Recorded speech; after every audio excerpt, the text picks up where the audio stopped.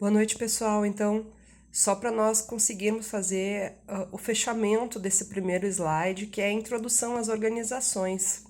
Porque por meio da explicação a gente consegue chegar até o aluno por meio do processo auditivo, como vocês estão vendo agora, e também de visualização.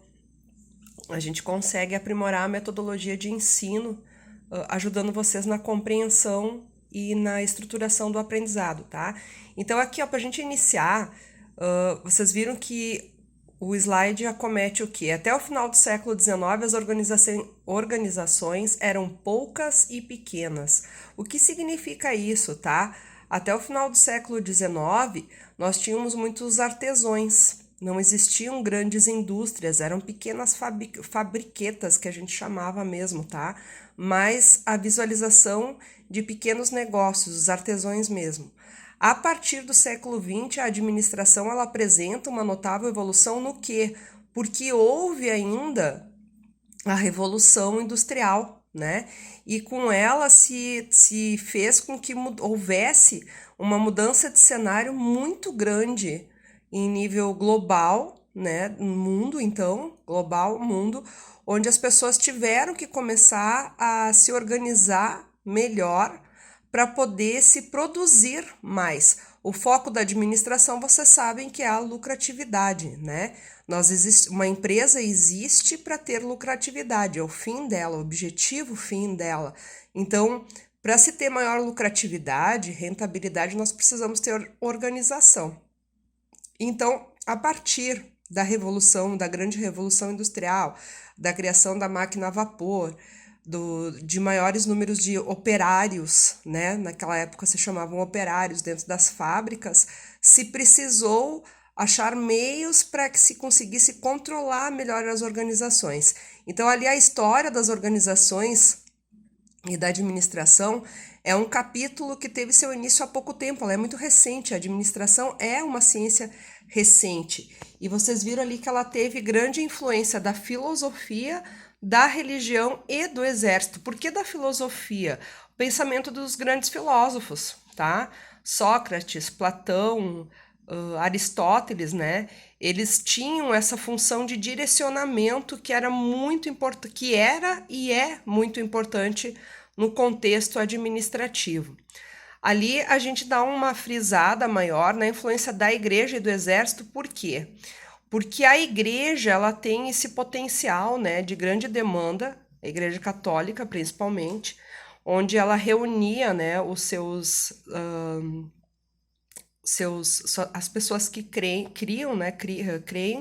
na religião, e ela conseguia conduzir por meio de ordem, né? Até hoje as igrejas, não só a católica, mas todas conseguem ter esse senso de direcionamento por meio da ordem, né?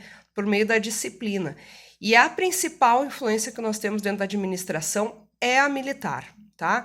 Por que a militar? Porque o militarismo ele tem uma coisa muito forte, né, do desbravamento, né? E os administradores são assim. O militarismo ele tem a coisa da inovação, do buscar o novo, de desbravar lugares desconhecidos. E é o que nós fazemos. Se vocês observarem os cenários, né? Quando a gente estuda um cenário para ambientar uma empresa, implantar uma empresa ou fazer uma melhoria nela, nós estudamos o cenário e isso é desbravar novos mundos, novos universos, né?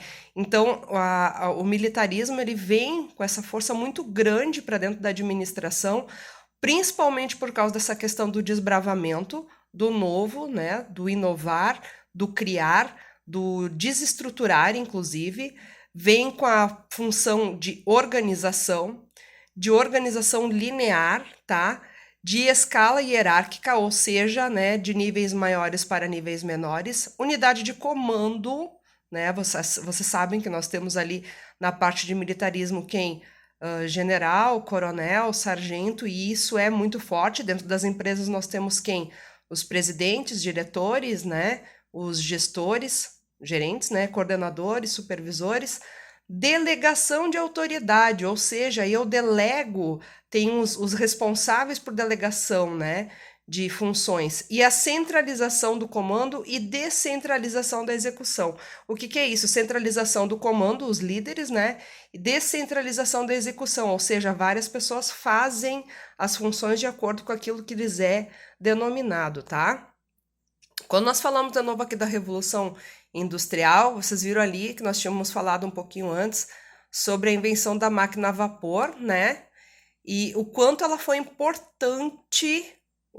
importante nessa parte capitalista global, né, de fazer com que se houvesse uma produção, começasse a se produzir em massa, né, de acordo inclusive com o que as pessoas necessitavam mesmo. E ela vem com tudo, por quê? Porque ela mecanizou primeiro a indústria e a agricultura, depois ela teve a segunda fase ali, onde a gente fala da aplicação da força motriz, né? Que são as máquinas da indústria, e foi a máquina a vapor, veio muito forte. Veio o desenvolvimento do sistema fabril com tudo, deixa-se de se ter muitos artesãos, né? O sistema artesanal, e se passa a produzir com grandes maquinários. Vem o aceleramento dos transportes, das comunicações, criação do telefone, inclusive, e a quinta fase, a tecnologia. Lembrando que tecnologia, a gente nunca pode confundir tecnologia com tecnologia digital, tá, gente? Tecnologia é tudo aquilo que nos permite, inclusive, transformar. Fazer utilização de algo e transformar. Por exemplo, tecnologia. A mesa é uma tecnologia. A caneta é uma tecnologia. Tecnologia digital, o notebook de vocês, a rede de internet, enfim, o que vocês usam mais relacionado à própria internet mesmo, falando redundantemente. Nesse terceiro slide, a gente pode ver aqui o que é apontado. A sociedade atual é pluralista de organizações. O que significa isso? Significa que essa nova sociedade, a partir do século XX, ela é uma sociedade que ela começa a entender que ela precisa aceitar a diversidade. Uma coisa que a gente tem um assunto, né, que nós temos lutado muito agora no século XXI, que é a diversidade, e ela já foi implantada no século XX, ou seja, respeito às opiniões, respeito às críticas, respeito às vontades, né, aceitações, tá? Essa sociedade atual pluralista, ela tem que aceitar tudo aquilo que é proveniente dos pensares diferentes, e isso faz com que uma organização se torne muito mais ampla e seja bem vista na sociedade, tá? Aqui nós temos um autor que nós usamos muito na administração, que é o Chiavenato, tá? E da Alberto Chiavenato, vão ouvir falar muito dele, e ele diz o quê? A vida das pessoas depende das organizações. E as organizações também dependem das pessoas. Uma não vive sem a outra, tá? Sem a administração, as organizações jamais teriam condições de existir e de crescer. Por quê? Porque é a administração que coordena, planeja, orienta, é ela que provê as estratégias, é ela que dá os direcionamentos, é ela que faz o controle, tá? Afinal, o que são organizações? Uma organização, aqui segundo o slide, resulta da combinação de ideias, conhecimentos e recursos. Esses recursos nós temos que são recursos humanos, materiais e financeiros, orientados a um objetivo comum. O que significa isso? Significa que para uma empresa existir, ela precisa obrigatoriamente desses três recursos e que eles sigam no objetivo comum. Esse objetivo fim, sempre lembrem que é a produtividade, mas uma produtividade que permita a empresa ter lucratividade, uma lucratividade muito eficiente, que o nome dela perpetue no mercado, que ela sobreviva, que ela cresça. O nosso objetivo maior é ter lucratividade e perpetuidade no mercado, tá? Uma organização, ela existe para quê? Para atender os desejos e as necessidades. Necessidades é aquilo que é primordial para um ser humano, desejos aquilo que nos acometem a querer, a desenvolver, a ter, tá? Então, uma organização, ela vem com o intuito de promover, né, de sanar as lacunas que uma pessoa que o ser humano necessita, e é por isso que ela é